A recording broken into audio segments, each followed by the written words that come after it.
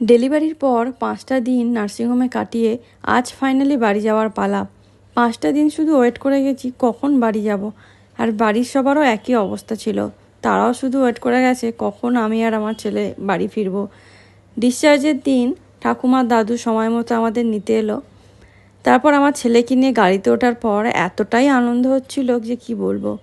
তারপর বাড়ি ফিরে দেখলাম মা আর অমিত মিলে ঘরটা সুন্দর করে সাজিয়ে রেখেছে। আর ওরা না ব্লু আর পিঙ্ক সব বেগুনগুলো দিয়েই সাজিয়ে রেখেছে।